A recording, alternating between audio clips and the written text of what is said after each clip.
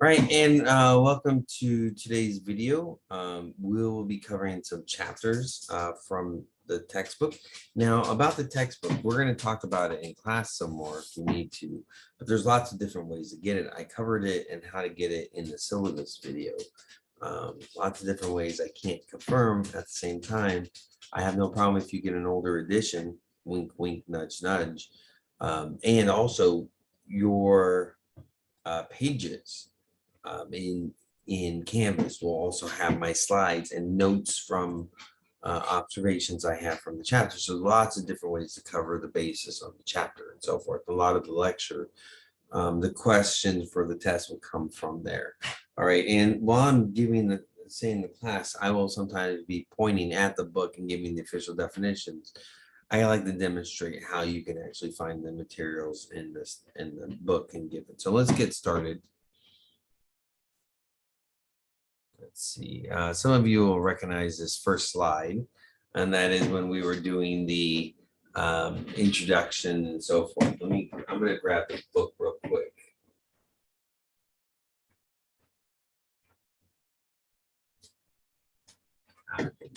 You would think I would be ready for it.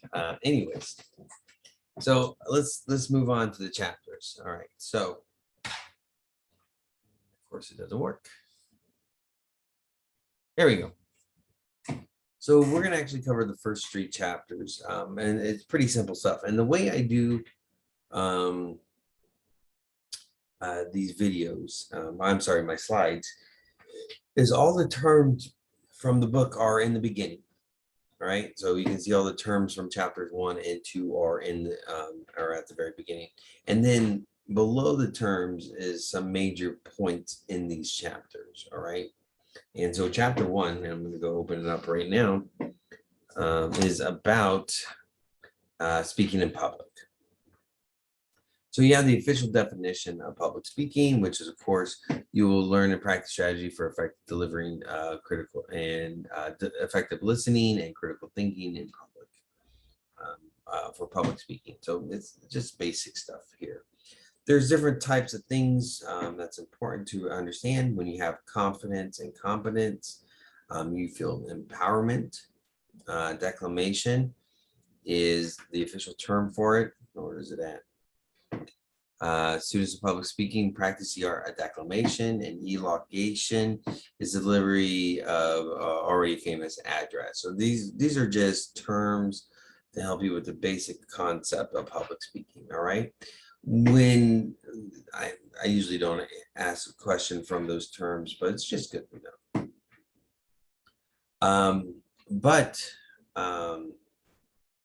The next couple terms are, there will be questions from it on the midterm. So in these chapters, you're going to hear words you already know or have heard it from different locations. So like source, encode, and so forth, decode, message, and channels. And so what you want to do is just think out loud.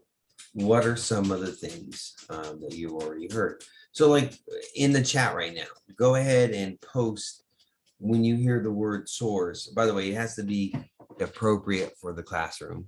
But go ahead and chat. Just think of some things that pop in your head when you hear source. All right, some of those probably can be easily applied to official definitions. I have a dog that wants my attention right now. Come here, come here, come here. Sorry, I just had her just come up and start asking me for attention. So yeah, this is my dog. So if you hear any tapping, she's just running around. Are you done? Can you go back to where you belong? Yeah, there you go. There you go. All right. Inside. So anyways, sorry about that. So there's things like source. When she hears me speaking, she thinks I might be doing something. So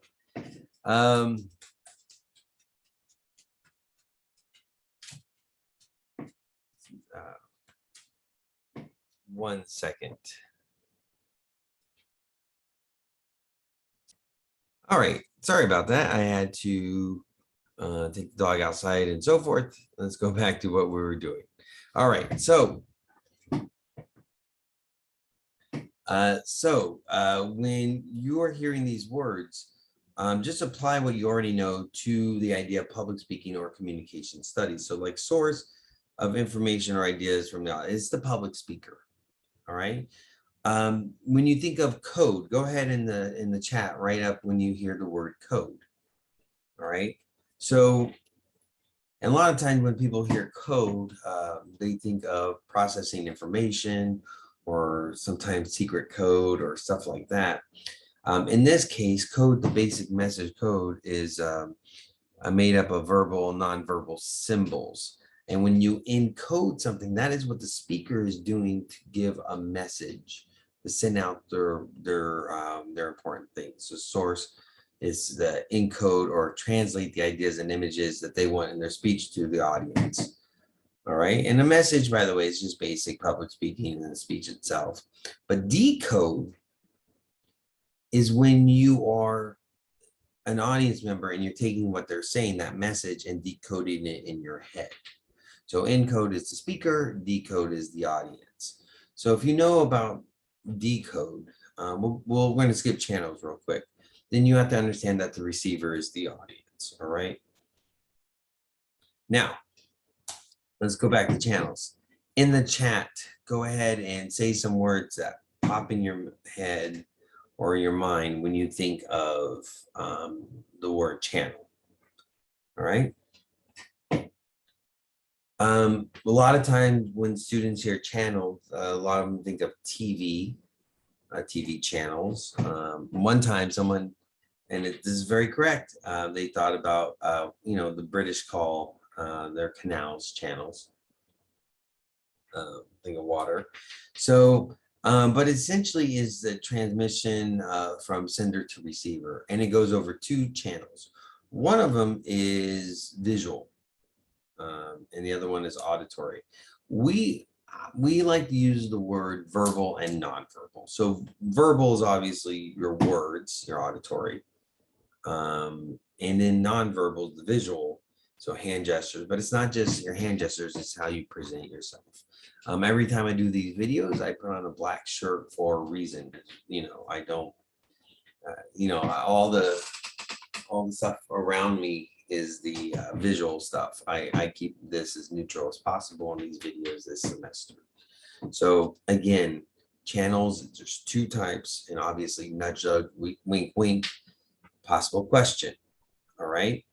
So one is a verbal, what we think of with public speaking. The other one is nonverbal. And that's very important to remember. External and internal noise is exactly what it sounds. It's when you have noise coming in and interfering with your message and so forth. So external noise is, I had to shoot these videos at night because I live by a busy street. And so in any given day during the daytime and sometimes at night, a car can be coming by going very loudly or music or stuff like that. That's external noise. People coughing, this chair's noises when I'm sitting around. Sometimes my dog, when she was walking around, these are external noises. All right. Internal noise is what's going on in your inside you when you're speaking. Oh, excuse me a second.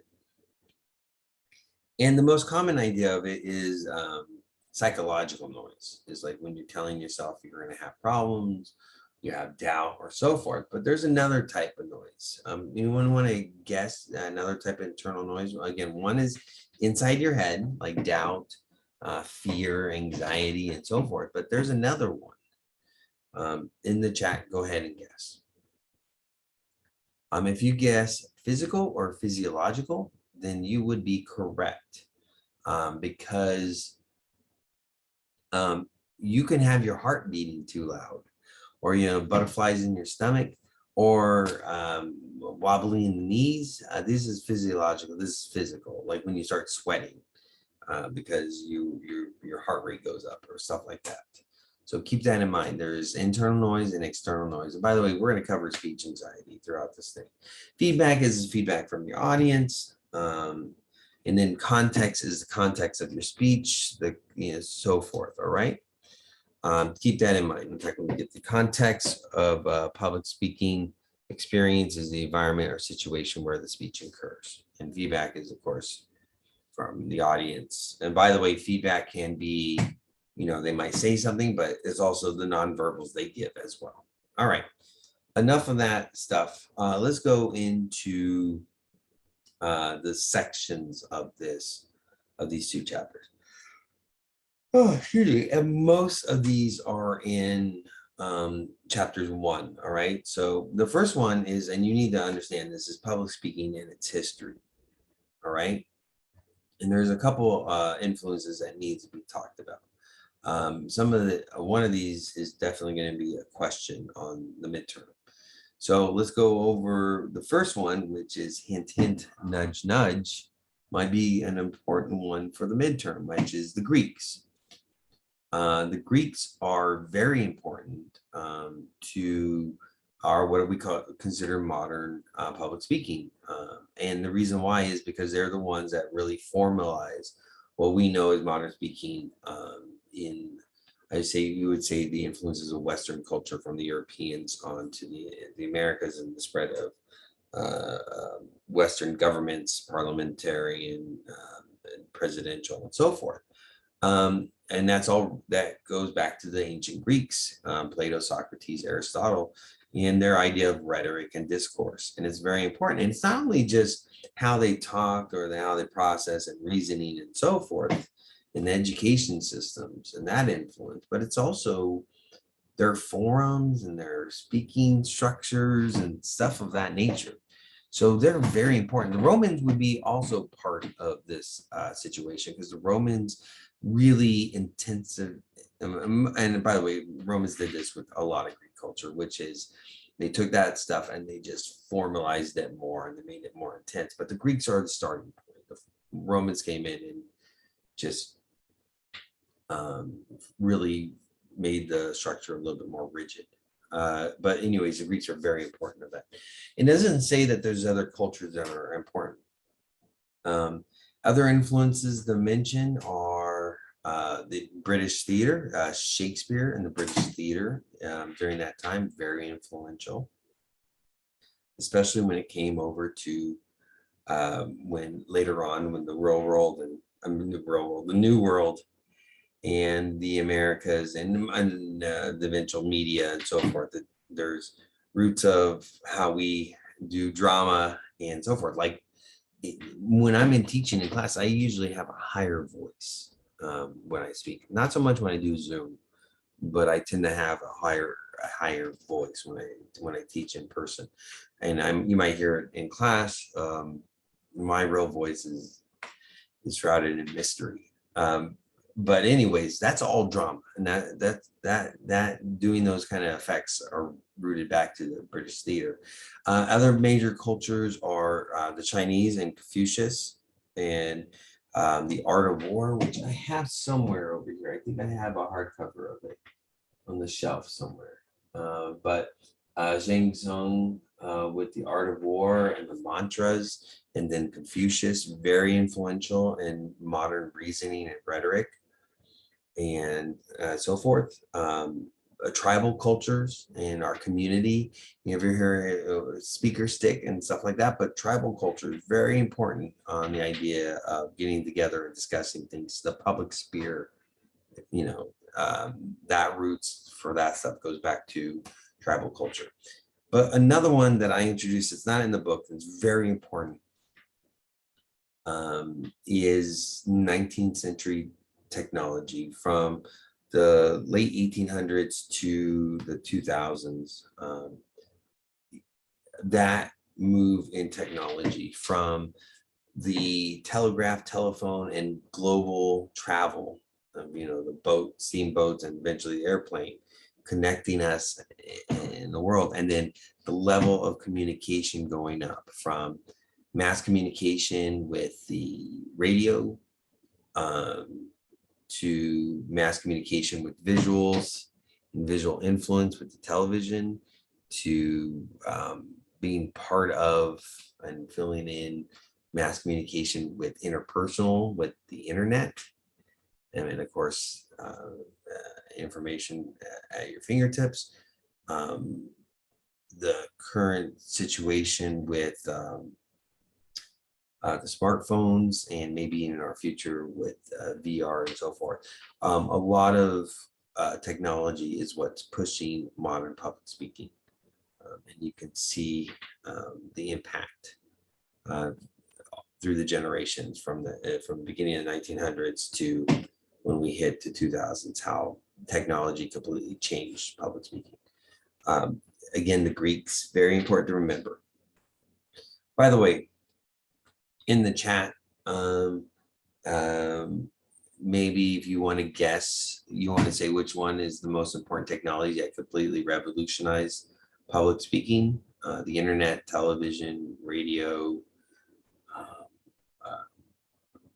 global outreach, and so forth. Go ahead and put that in the chat. Give your votes.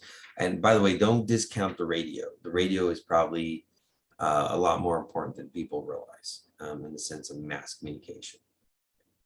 And by the way, I should also mention war is an important part of public speaking, because the advancement, especially the world wars, put the technology and lots of other things, pushed it in a certain way. All right, enough of that. Let's see. We're going to move on. In your book, over on page 4 and 5, they talk about the interactive models of communication process. This very nice diagram gives you an idea about it, about channels and so forth, where you have the source sending out a message. The channel is how you're delivering it, the message that goes through that channel to the receiver, and possible feedback. And there's different types of models, right? That was the basic model. That was the one direction type model where the speaker is giving most of the speak. But when you have more interactive, and when you have like group, small group communication and stuff like that, then you're talking about more feedback and stuff like nature. Communication process is considered in 2 areas. One is the interaction. We are doing the interaction of just the speaker speaking. That's it. There's no real feedback in your public speeches. The transaction, you are, when every time you speak, there's a transaction there. And if you don't understand, just think about when you go order fast food. The transaction is you're giving directions to the person who's taking your order on how you want your food. That's the transaction. You are giving them an order. You are going to actually have money transaction, but we're talking information transaction here in the command you're giving for the order. And they give a transaction back and feedback, which is, okay, we got the order, we're good to go. By the way, just think about this. In the chat, has there ever been a time that you ordered food at a fast food place and they said, we don't have it? I'm not kidding. I was at a KFC once and they said they're out of chicken. I was like, it's in your name. How do you out of something that's in your name? But you know, the classic example is McDonald's with the ice cream machine. But anyways, every time you talk is a little public speech, by the way, but it's a transaction. Your transaction information or whatever you are asking for and so forth. All right, so that's the communication process. And the last thing is speech anxiety. One of the things I've taught in my life is how to ski. I used to save up my paper route money to go skiing on the 1 weekend a month when I grew up in that rough neighborhood because my school that I got bused to had a ski club. And so I learned how to ski. And then later on in life, I was able to teach people how to ski. And I'm probably going to do that this winter just to have fun during school break. But the thing I always tell students in my public speaking classes is when I teach skiing, if someone's looking down the hill and I'm trying to teach them how to ski down that hill and they tell themselves, oh, I'm going to fall. What happens? Say it in chat. We all know what happens when someone says they're going to fall when they go down the hill. They fall. And one of the best ways to get over speech anxiety is to tell you, don't keep stop telling yourself that you're going to have problems or that you're scared. That's the first major step. And so we're going to go over all the different ways, and they cover it in the book. So chapter 1 is about what public speaking is. And chapter 2 is a nice chapter you should look through about how to improve your confidence, improving your confidence in public speaking. And so we're going to tackle speech anxiety. And if you have high speech anxiety, message me. Confidence, we're going to go over that. And we're going to go over different ways to practice your speech. So we're going to cover that as well. All right. Save your major questions for this chapter when we get in there. If you have any quick questions, you're more than welcome to ask me during this video, and I'll answer it in the chat on Zoom. Or you can save it for me later. If you can't get on the Zoom and you're just watching this and you want to save it for later, you can do it as well. Let's move on to the next video. I'm sorry, the next slide, which I have to click on. Chapter 3. And chapter 3 is a very general chapter of what is a speech and so forth. In fact, the official definition thing is presenting your first speech. And when you're doing that, there's a couple just general terms that you need to know.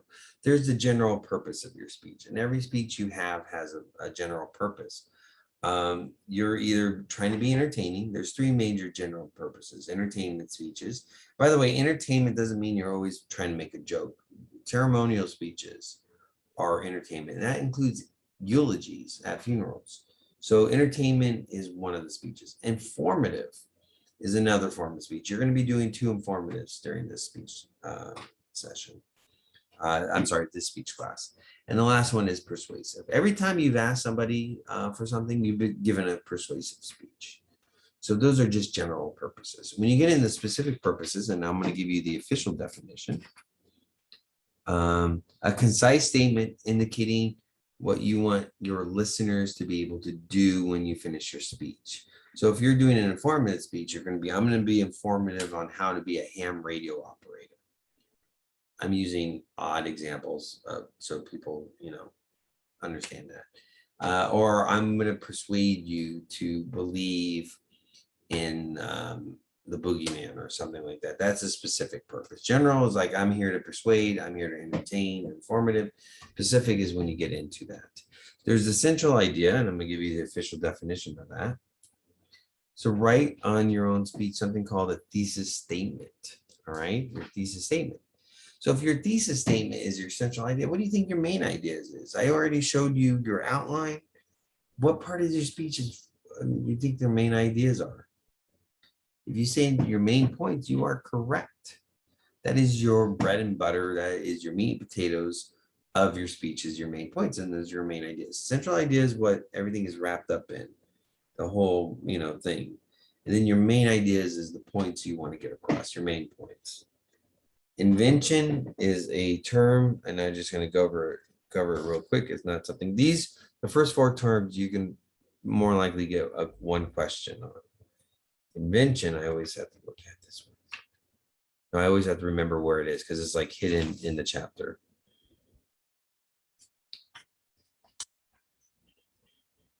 Oh, right here. It's nice. Just ancient called this skilled invention, the ability to develop or discover ideas that result in new insights or approaches to old problems. So a lot of times your public speech creation is an invention. You're creating content, you're discovering ideas or developing them. By the way, in your persuasion, you have to do problem solution. You don't ever have to create the solutions. Most of the time, student solutions for their speeches are they discover the solution from other sources and they cite it properly. All right. So those are the general terms, chapter 3.